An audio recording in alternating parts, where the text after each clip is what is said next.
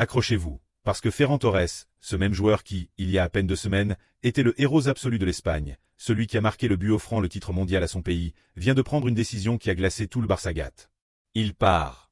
Ferran Torres quitte le Barça. Et non, il ne part pas n'importe comment. Il part par la petite porte, furieux, se sentant sous-estimé, et le pire dans tout ça, il part en abandonnant un club qui a cru en lui alors qu'il n'était absolument personne. Mais ce qui a vraiment tout fait exploser, ce qui a transformé cette affaire en un véritable séisme, c'est la réaction du vestiaire. Parce que les joueurs du Barça ne l'ont pas du tout pris avec philosophie. Et il y en a un en particulier, un que vous connaissez tous, qui lui a balancé une phrase en pleine figure qui va le hanter pour le reste de sa carrière. Qui a pété un câble contre Ferran. Pourquoi le traite-t-il comme un traître alors qu'il ne cherche que son avenir? Et quel rôle joue Lamine Yamal dans toute cette histoire?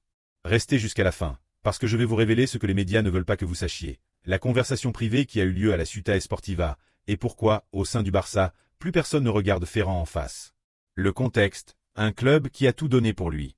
Pour comprendre l'ampleur de cette trahison, il faut d'abord revenir sur le parcours de Ferran Torres et tout ce que le Barça a fait pour lui. Remontons de quelques années. Quand Ferran est arrivé au Barça en provenance de Manchester City, le club a déboursé une fortune pour lui, 55 millions d'euros, plus 10 en variables. Une somme folle pour un joueur qui, soyons honnêtes, arrivait blessé, en manque de rythme, et qui n'avait presque pas joué sous Guardiola en Angleterre. Le City l'avait mis de côté. Guardiola ne comptait pas sur lui. Il était invisible sur le banc, sans confiance, sans rien. Et pourtant, le Barça a fait un effort financier colossal à un moment où le club était au bord de l'asphyxie, avec des problèmes de fair-play financier, obligé de mendier des faveurs, de réduire les salaires d'autres joueurs juste pour pouvoir l'inscrire. Vous vous souvenez? Le Barça a dû réaliser des miracles comptables pour que Ferran puisse jouer. Certains de ses coéquipiers ont même accepté de baisser leur salaire pour que le club puisse le recruter. Et comment Ferran a-t-il répondu pendant ses premières saisons? Mal. Très mal. Soyons francs, Ferran Torres, lors de ses premières années au Barça, a été une véritable déception. Il ne marquait pas, il ne pesait pas dans les matchs importants. Il ratait des occasions en or que même ma grand-mère aurait converties. Les supporters désespéraient, le sifflaient, le critiquaient. Beaucoup réclamaient qu'on le vende, que ce recrutement était un échec, de l'argent jeté par les fenêtres. Et c'est là que les choses deviennent douloureuses. Parce que malgré tout ça, malgré les critiques, malgré les sifflets, malgré ses performances médiocres, le Barça ne l'a jamais abandonné.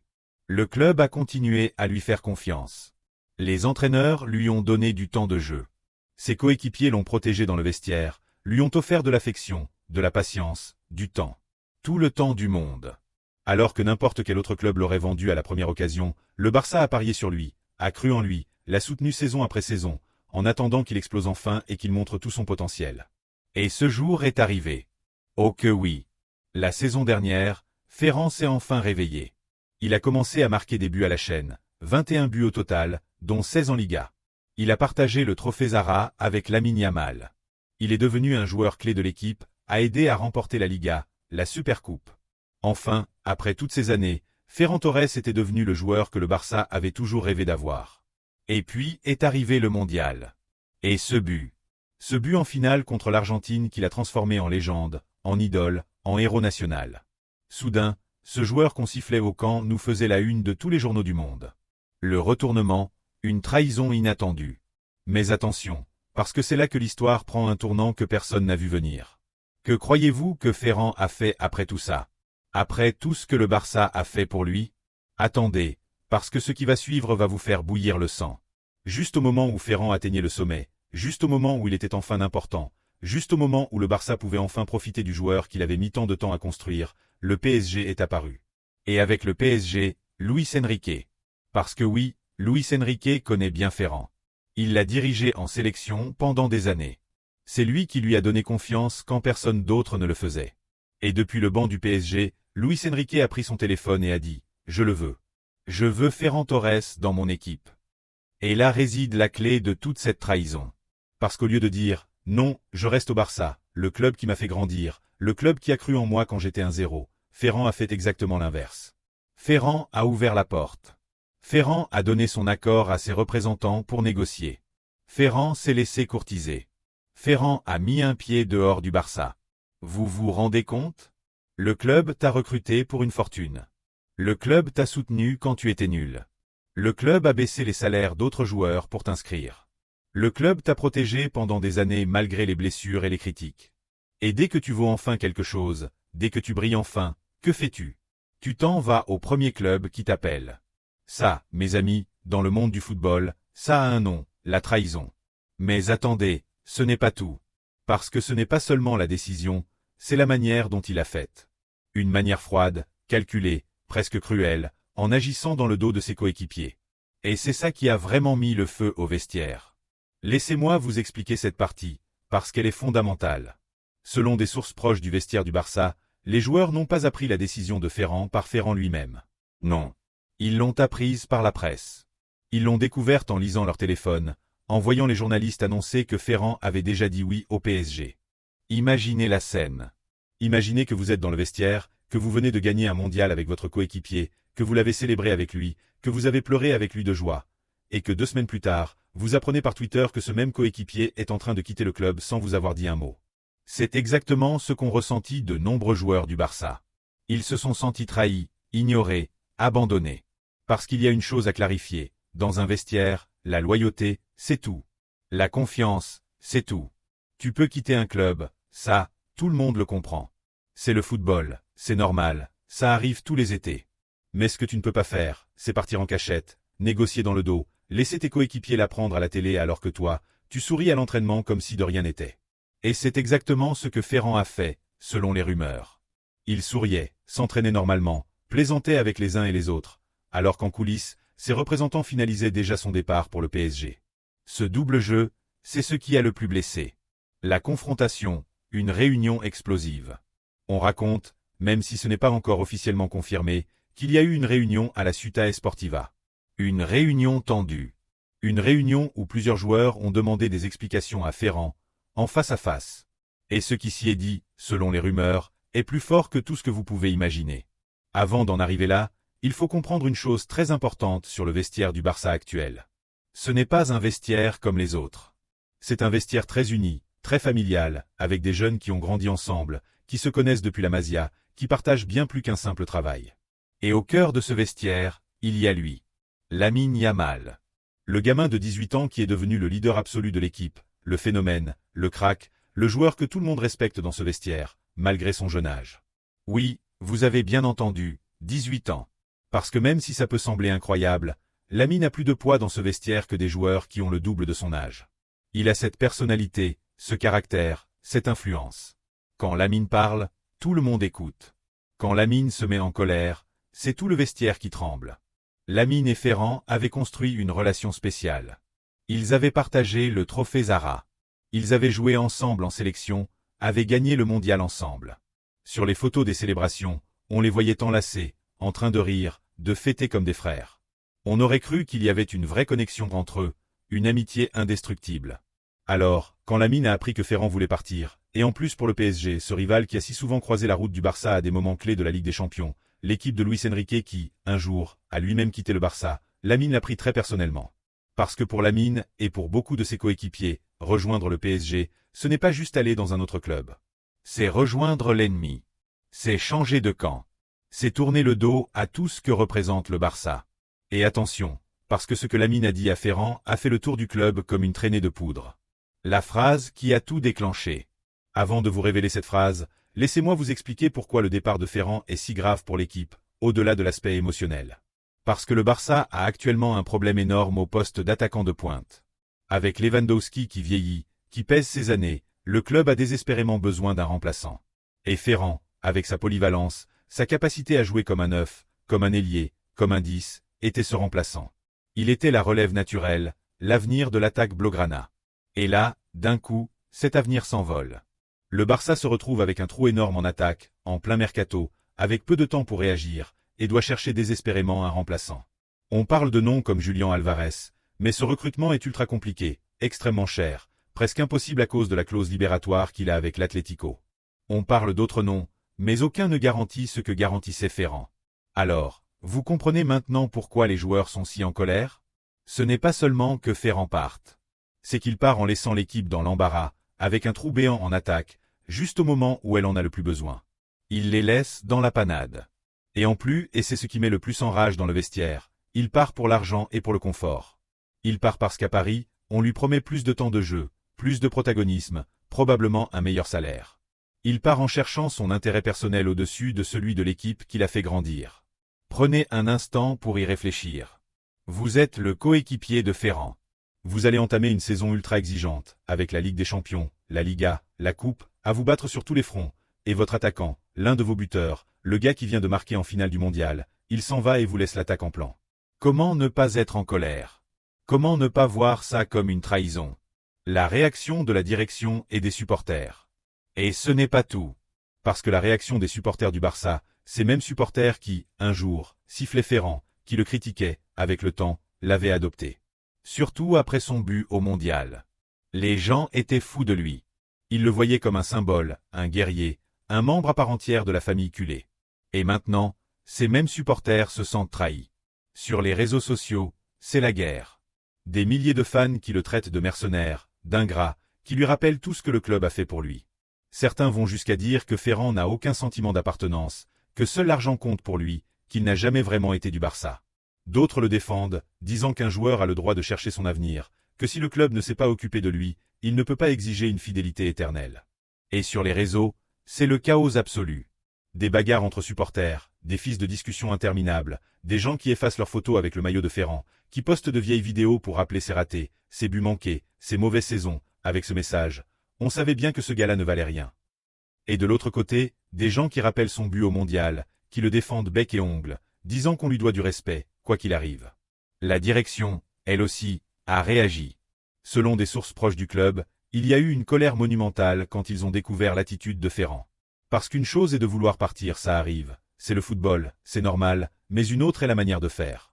Et la manière de Ferran, selon les rumeurs, n'a pas du tout plu. On dit que Ferran, au lieu de s'asseoir pour parler avec le club, au lieu de dire « Écoutez, j'ai cette offre, je veux l'étudier, parlons-en », a tout géré dans l'ombre, en laissant ses représentants négocier avec le PSG sans jamais se montrer. Mais attention, le club n'est pas non plus tout à fait blanc dans cette histoire. Il faut le dire, une partie de la faute revient aussi au Barça.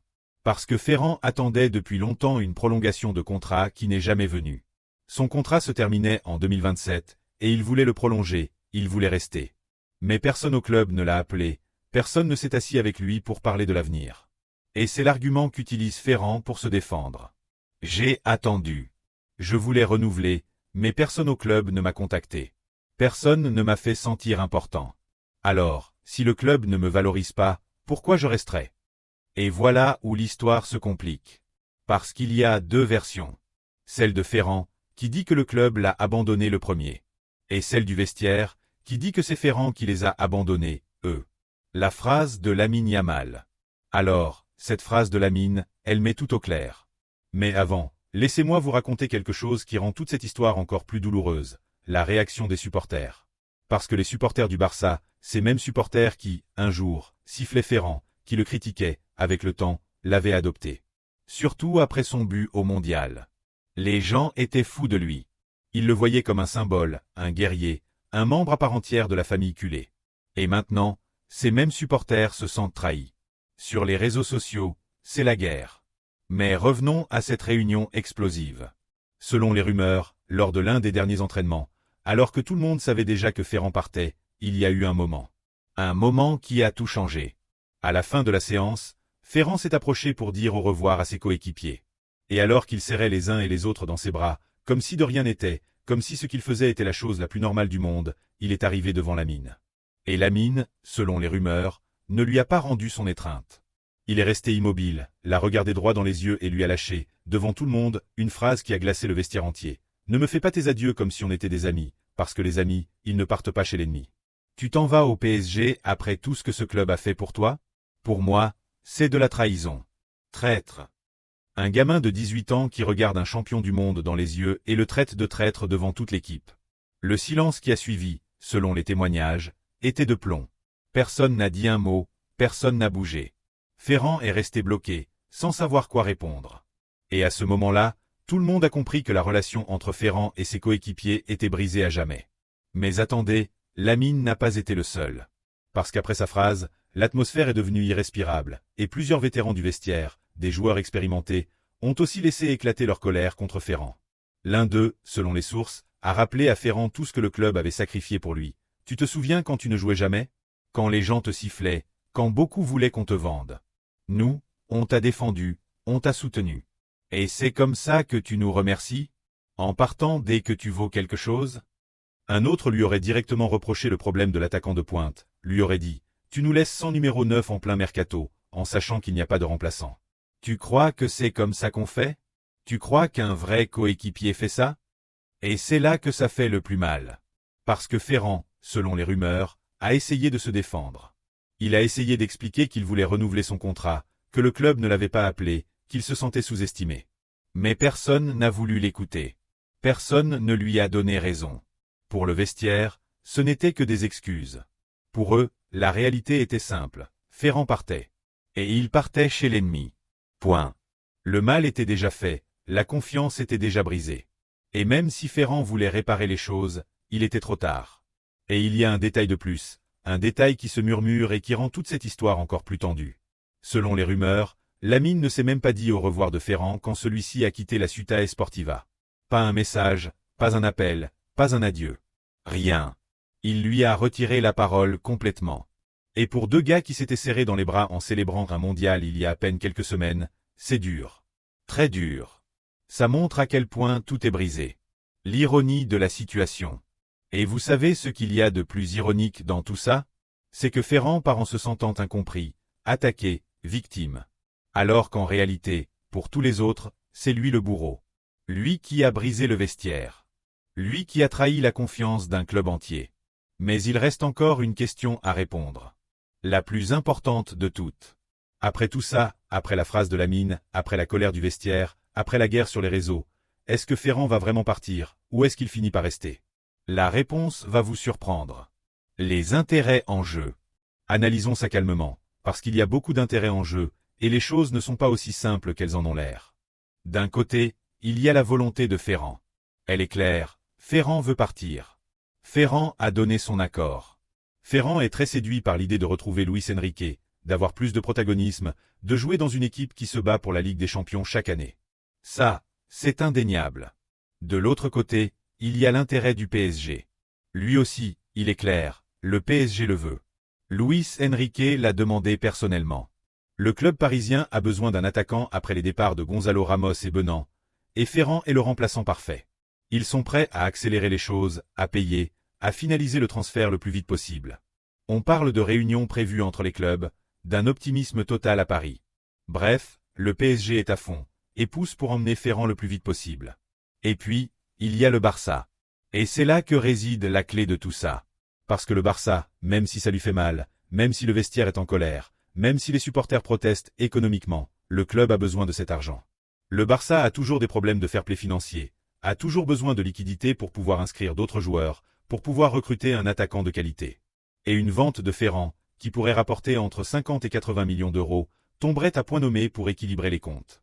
Et il y a un autre point important. Le Barça sait que s'il ne le vend pas maintenant, il risque de le perdre gratuitement dans un an, quand son contrat se terminera.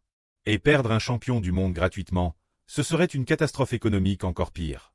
Donc, pour résumer, on a un joueur qui veut partir, un club acheteur qui pousse à fond, et un club vendeur qui, même si ça lui brise le cœur, a besoin de l'argent. Alors, selon vous, qu'est-ce qui va se passer?